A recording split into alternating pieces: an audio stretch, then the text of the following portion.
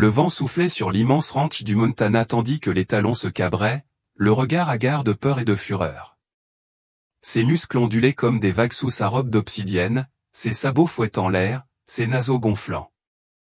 Indomptable, comme on le surnommait. La légende raconte qu'il repoussait tous les entraîneurs qui osaient lui mettre une selle sur le dos. Observant la scène depuis la terrasse de sa cabane en rondin, bras croisés et verre de whisky à la main, le milliardaire maçon Clayurne ricanait en voyant la jeune fille s'avancer d'un pas assuré vers la clôture. Elle ne devait pas avoir plus de 12 ans, mince, pâle, vêtue d'une salopette de seconde main et de bottes de pluie une pointure trop grande. Ses cheveux blond miel étaient ramenés derrière ses oreilles, et ses grands yeux bleus rivés sur les talons. Non pas par peur, mais par autre chose. Quelque chose de plus profond.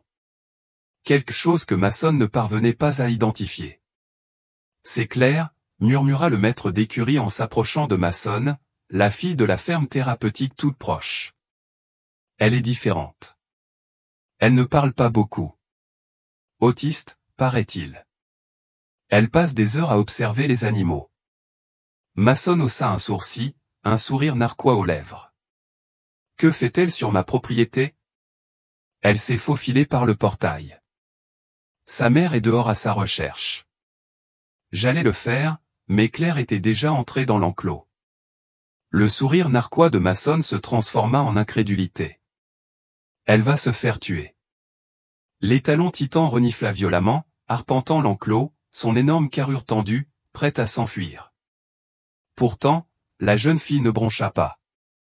Elle ne scia même pas. Elle s'accroupit et attendit.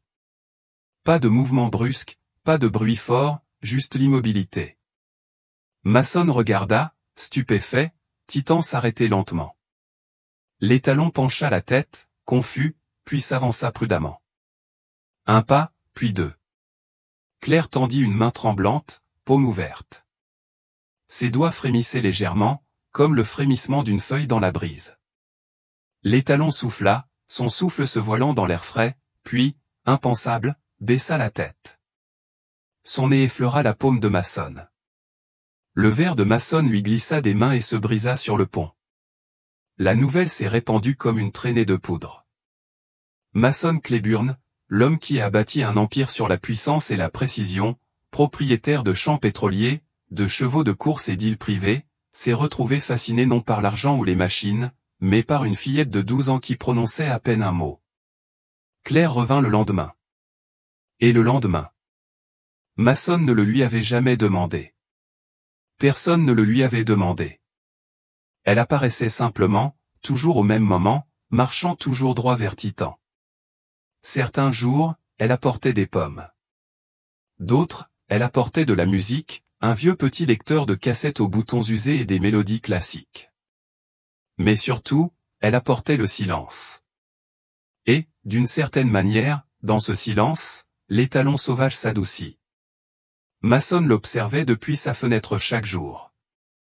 Le 5e matin, il descendit lui-même aux écuries.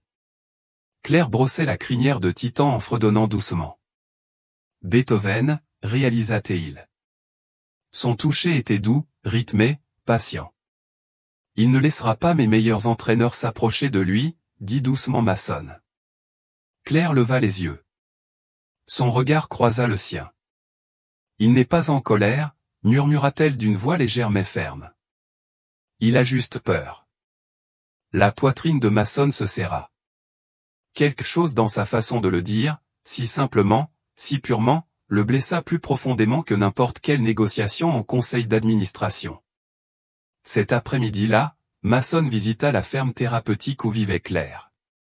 Sa mère, June, une infirmière bienveillante, lui expliqua tout. Comment Claire n'a pas parlé avant l'âge de 5 ans. Comment les bruits forts et la foule l'ont submergée. Comment les animaux, surtout les chevaux, étaient le seul endroit où elle trouvait la paix. Elle voit le monde différemment, dit June en pliant une serviette usée sur ses genoux. Pas moins. Juste différente. Mason hocha la tête, silencieux. Pour une fois, il était muet. Les semaines passèrent. Titan, autrefois la terreur du ranch, suivait désormais Claire comme une ombre. Elle lui apprit à accepter une selle, à baisser la tête pour le licol, et même à trotter à ses côtés. Mason la regardait avec une admiration silencieuse, quelque chose changeait en lui, quelque chose enfoui sous des décennies de richesse, d'isolement et de fierté. Puis la tempête éclata. Un violent orage éclata un soir, secouant les fenêtres et faisant trembler les clôtures. Des éclairs sillonnèrent le ciel et Titan, surpris dehors, paniqua. Il s'élança à travers le pâturage, le regard hagard de terreur. Les ouvriers du ranch crièrent, tentèrent de le coincer, mais en vain. Il était plus rapide, plus fort, furieux. Claire, trempée jusqu'aux os, courut après lui. Mason lui cria d'arrêter, mais elle ne le fit pas. Elle se glissa dans le champ pieds nus, son lecteur de cassette sous le bras. Agenouillée dans la boue, elle appuya sur « play ». De douces notes de piano flottaient sous la pluie. « Titan », cria-t-elle d'une voix brisée. « Ça va. C'est juste du bruit. » Pendant un instant, Mason a pensé que les talons allaient la charger, mais l'impossible s'est produit. Titan s'arrêta. Il trottina vers Claire, tremblant, trempé, mais attiré par sa voix, sa musique, son calme. Il baissa la tête, la pressa contre son épaule et laissa échapper un long soupir entrecoupé. Mason, trempé et sans voix, sentit l'oppression dans sa poitrine s'ouvrir en grand. Le lendemain matin, Mason fit quelque chose qu'il n'avait pas fait depuis des années, il visita une école, puis un hôpital, puis une fondation. En un mois, il a lancé la Fondation Claire, une association à but non lucratif dédiée à la zoothérapie pour les enfants neurodivers. Il a investi des millions dans des programmes mettant en relation des animaux abandonnés avec des enfants comme Claire, qui avaient besoin de plus que de médicaments et d'un diagnostic. Ils avaient besoin de connexion. Les journalistes se sont précipités sur lui.